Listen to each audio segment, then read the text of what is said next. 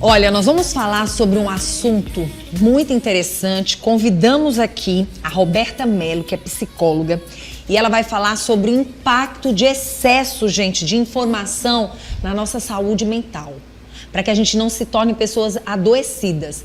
Nós estamos numa época onde nós somos bombardeados de muitas informações, ao ponto de você dizer, gente, o que é verdade, o que é fake news, se isso realmente está acontecendo, não está acontecendo.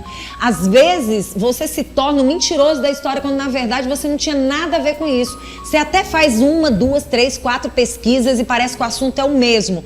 Mas quando você chega lá na 4ª pessoa, você se torna um mentiroso. Porque de verdade nós estamos sendo bombardeados constantemente com muitas informações. Inclusive, recentemente aconteceu o sumiço das crianças, né? Recentemente. Gente, teve tanto tipo de informação. Informação que encontraram as crianças, informação que não encontraram as crianças, informação de todo tipo. Mas a gente precisa entender que muitas vezes você se torna uma pessoa adoecida. Por isso que você tem que prestar atenção no que você está trazendo de informação para a sua saúde mental e o que você deve evitar para que você tenha uma qualidade de saúde. Hoje nós vamos conversar com a Roberta para que ela venha nos ajudar nesse quesito, porque não está brincadeira. Olha, eu como comunicadora, há quase 35 anos, Roberta, primeiro, bom dia. Seja bem-vinda, linda!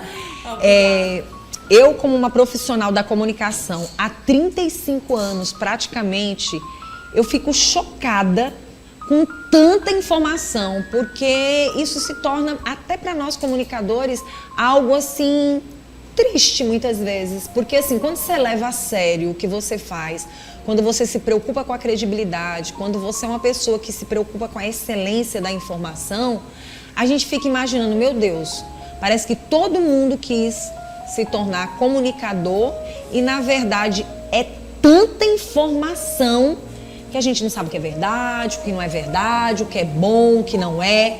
E aí essa rotina atribulada, as cobranças exageradas, as violências, as tragédias, tudo é muita informação para essa mente. Eu pergunto, a mente aguenta, Roberta? Aguenta não. Não aguenta.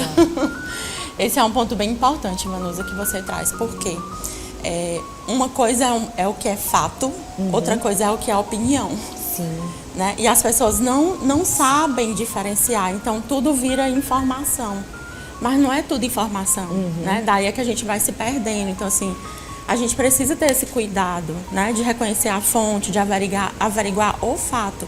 Às vezes o fato está ali, aí eu escuto a opinião de uma pessoa que falou e aquilo vira conhecimento, mas não é, né? Tanto é que eu particularmente gosto e aceito convites como esse seu, obrigada. Obrigada, eu também fico muito feliz. Quando são assuntos que eu já peguei, né? Que eu tenho de fato ali o manuseio, o aprofundamento realmente do fato, não da opinião, não do livro, não somente, né? E aí a gente começa a chamar a atenção e observar o que está acontecendo com a sociedade, quais são os cuidados que a gente tem que ter e o impacto que esse excesso de informação pode trazer para a nossa saúde mental. Hoje nós temos jovens, temos pessoas adultas, crianças, adolescentes, pessoas adultas e pessoas da terceira idade. Para quem já tem vivência, algumas informações é muito sofredor. Principalmente quando são informações que trazem violência, que trazem tragédia. E para as nossas crianças também, porque hoje parece que não está tendo filtro para nada. Então, assim, o que acontece, né? Eu tenho há 23 anos que eu acompanho histórias de vida. E o que eu tenho visto cada vez mais, e é também unânime entre os meus amigos psicólogos, e as estatísticas e como psiquiatra, que eu atendo hoje praticamente... Algumas pessoas chegam como zumbis. Nossa. Né? Então, assim, são pessoas mortas-vivas. Por quê? Porque tudo isso que você está falando acaba roubando a gente da gente mesmo. E a gente vai se perdendo da nossa essência, da nossa alma. E a nossa alma fica sem casa, vagando por aí, né? E imagine que se os adultos estão assim, e os adultos que deveriam dar a direção, a proteção e guiar essas crianças, base, né? A base... Então fica tudo muito misturado, realmente. E isso é e extremamente adoecedor. E pelas pesquisas, né, dos prognósticos que a gente tem, é muita piora. E geralmente a gente vê que os processos de revolução, de mudança, vem assim uma crise muito grande para depois dessa crise a gente conseguir retomar o centro, né? Porque o olhar de todo mundo está muito voltado para o que não deveria estar no centro. Podemos dizer que toda essa tristeza, essa ansiedade, muito medo do que virá, do que vai acontecer. Hoje a gente vê as pessoas, antigamente não, recentemente a gente falava muito de depressão, né? De tristeza com depressão. Nos últimos tempos tem se falado muito de ansiedade. Isso tem me preocupado muito porque eu acredito que através desse excesso de informação faz com que as pessoas fiquem esperando o amanhã chegar e elas criam monstros dentro delas e essa mente fica muito atribulada, fica muito congestionada de tanta informação negativa que essas pessoas adoecem. Aí tu falou 2 pontos importantes. Primeiro, a gente precisa retomar essa direção da nossa vida e entender, porque isso é muito falado. Isso é tão falado que às vezes esvazia. E as pessoas não voltam para fazer, tipo isso, o horário de tela, a quantidade da tela, o que você tem que assistir, por quê, Vanusa, entenda. Ver se faz sentido para todos vocês. Assim. Tudo que entra pelos nossos sentidos, os 5, ficam na nossa alma. E não tem como a gente desver o que a gente viu, não tem como desouvir o que a gente ouviu, entende? Então, assim, a gente precisa ter esse cuidado. É como se isso precisasse entrar também na rotina de autocuidado, que cada um já tem. Fazer uma higiene mental de algumas excessos de informação que a gente recebe. Porque isso tudo acelera os pensamentos e vai tirando a pessoa da realidade. Quando eu saio da realidade, a ansiedade toma conta. Nossa. E a ansiedade é um medo. E se eu não estou presente em mim, se eu, de uma certa forma, a minha alma sabe que eu não estou no controle de mim, quando eu saio da realidade, que eu vejo tudo isso, eu vou ficar desesperada. Porque eu não tenho uma pessoa ali para gerenciar tudo isso. É uma cascata, entende? Então é preciso que a gente aperte o freio. Que a gente não permita que crianças assistam coisas que não é para a idade apropriada delas. Que a gente tenha e escolha as histórias que a gente quer saber, sobre o que a gente quer saber. Por quê? Quando a gente abre qualquer canal e fica lá aberto o dia todo, mas eu deixo lá e vou fazer na louça, não sei o que, não. Aquilo a gente escuta. Sim. Vai para um nível. E aí, de noite, quando a pessoa vai dormir, tá angustiada e não sabe por quê. Roberta, no mundo que nós estamos hoje, diante de tudo muito assim nas nossas mãos, ou muitas vezes a gente não tem um controle, por exemplo, os filhos da gente, a gente tem aquele autocontrole de evitar determinadas informações. Não, meu filho não vai ver isso, não vai ver aquilo.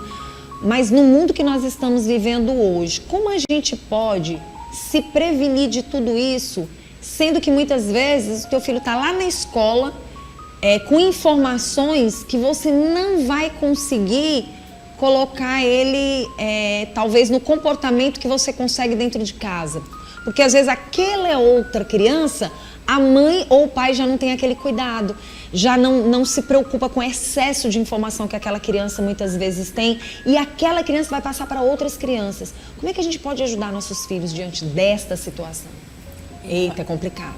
O que eu tenho visto e estudado, né, e o que eu acredito, Vanusa, é que cada vez mais a gente, enquanto pais, educadores, cuidadores, a gente precisa cuidar das pessoas com quem os nossos filhos andam. Sabe? Então, vigiar e estar perto das amizades mesmo. Porque mesmo que até uma certa idade, a gente, enquanto pais, faça tudo certinho, ache que o filho aprendeu, mas chega ali aquela idade que o outro é mais importante do que tudo e realmente, se a gente não amadurece essa criança e ajuda, ele vai querer fazer qualquer coisa para pertencer. Então, aí é um momento que a gente precisa estar mais próximo dos nossos filhos. E como a gente vai ficar mais próximo dos nossos filhos se a gente não estiver aqui presente? Verdade. Esse excesso de informação se tornou um vício? Provavelmente. Entenda que é mais fácil que eu veja as informações, que eu veja a vida dos outros, que eu critique a vida dos outros, que eu diga, olha, devia ter feito isso, ter feito aquilo, do que eu olhar para a minha, ver a minha dor, ver o que está faltando, porque isso vai me trazer mais esforço. Então, isso termina sendo um vício nesse sentido também. É cômodo, né? Termina sendo um vício também porque quando a pessoa dá uma opinião que é diferente do fato, que é diferente do conhecimento, ela termina achando que ela sabe alguma coisa. Então, isso vai, sem muito esforço, tirando ela de um lugar na cabeça dela, né? Na fantasia de que ela está saindo de um lugar medíocre para algum lugar que tem uma certa importância. Nossa, Roberto, quando você fala assim, alguns profissionais já estão começando a observar que tem muita gente colhendo muitas informações, excesso de muitas informações e distribuindo para a sociedade sem nenhuma técnica, sem nenhum preparo profissional, sem ter estudado, sem realmente estar aprofundado nesse conhecimento, simplesmente copiando de outras pessoas. E isso tem me preocupado. Por quê? Porque você acha interessante o que os outros falam e você sai levando para as demais pessoas. E isso é muito grave, porque de repente você não tem vivência, você não tem estudo, você não está preparado, você não é especialista e tem um monte de gente adoecida acompanhando aquele que sabe falar tão bem. Isso é um ponto muitíssimo sensível. Por quê? Porque aí, quando essa pessoa que segue esse outro que sabe falar tão bem, mas que ela também não teve o cuidado de verificar isso, fala um pouco da pessoa também, porque me entenda. A gente tem que ter uma congruência na qualidade do ser humano que somos. A gente tem que ter uma congruência entre o que eu penso, o que eu falo, o que eu faço. Sendo que entre todas essas, o mais importante são as minhas ações. Porque eu posso dizer que te amo, mas eu estou te batendo. Nossa, isso é grave. Gravíssimo. É um ajuste de olhar que está completamente distorcido. A gente tem que observar também a questão, muitas vezes, que as pessoas se iludem com a quantidade de seguidores, de pessoas que estão ali lhe seguindo, que estão ali lhe acompanhando, mas na verdade elas não te admiram, elas não te respeitam e muitas vezes estão adoecidas com esse excesso de informação que não agrega valor muitas vezes para aquela pessoa. Não. Quase nunca agrega, né? Ixi, eu acho que a própria política do Instagram tem mudado esses dias. Eu acho que já nessa intenção também de já não favorecer tanto as contas com muitos seguidores, mas as de menores. Acho que eles estão assistindo a gente. Talvez. Espero que sim. Mas, além disso, né, o que é importante? Tudo isso aqui que a gente está falando, dos pensamentos, da informação, de querer ser, né, importante, dar opinião, tem a ver com a horizontalidade da vida, né? Gente, isso é muito sério. Meio que com aquela coisa que antigamente a gente aprendia, o ser humano nasce, cresce, reproduz e morre. Sim. E vai ali na horizontalidade da vida, né? Então, é como se a gente estivesse chegando num ponto onde o ser humano vai encontrar um muro intransponível aqui nessa horizontalidade. Não tem mais para onde ir. Então, a gente só vai ter uma única chance, que é construir a verticalidade da vida, que é olhar realmente para aquelas coisas que o valor não se acabam, para o que trazem a gente para o centro, para o que é imaterial, mas não morre nunca, né? Então, assim, a gente está muito preso nessa coisa da matéria, da imagem, apego às nossas imagens, a tantas coisas. E esse adoecimento vai chegar um momento que vai ter um muro intransponível. Então, a horizontalidade da vida, por exemplo, todos nós já ouvimos histórias de alguém que já conquistou tudo o que queria. Dinheiro, família, casa... Tá vazio. Quando chega lá no topo, tá deprimido, tá sem sentido. São homens ocos, né? Como você tá falando, tão vazios. Tão vazios de quê? De si. Tão vazios dessa horizontalidade da vida, né? E ou a gente para construir algo, uma vida interior e tirar essa palha, né? Que é meio que a gente está como homens empalhados, que nem os animais, né? Então, assim, deixarmos de ser ocos, ou a gente vai ficar perdido ao pé desse muro. várias pessoas adoecidas mentalmente, adoecendo a alma, o corpo, né? Adoecendo o corpo e simplesmente não entendendo por que as coisas estão acontecendo. Você sabe que é importante a gente falar sobre isso, até na questão das relações, das amizades. O que a gente tem percebido nos últimos tempos? Com esse excesso de muita informação, as próprias amizades estão se deixando levar pelas informações que encontram em redes sociais. Você vê ali um texto preparado, pronto, e você adapta aquele texto a alguém. E dali você já cria um mundo de informações que não é real. E você se torna uma pessoa adoecida em estar classificando quem é bom, quem é ruim, quem é legal, quem é gente boa, quem é amigo e quem não é de jeito nenhum. Isso é muito sério. Seríssimo, Vanusa, cada coisa mais séria que a outra que tu traz. Porque assim, é tipo uma filinha de dominó, né? Tu derruba ali o primeiro, vai e tudo vai caindo. Nossa. É porque, olha só, quem sou eu para conseguir classificar uma pessoa? Entende? Porque quando isso acontece, a gente considera como se a pessoa fosse uma foto. Vou tirar uma foto tua aqui. Aí eu vou dizer, Vanusa, é isso aqui. Mas a gente não é uma foto, a gente é um filme que está acontecendo. Vivendo dores, situações, emoções. Isso, então assim, a gente não tem como colocar a Vanusa aqui nessa caixinha e dizer, pronto, ela é isso. Não, é muito mais do que isso e ela pode ser muito mais enquanto ela estiver viva, né?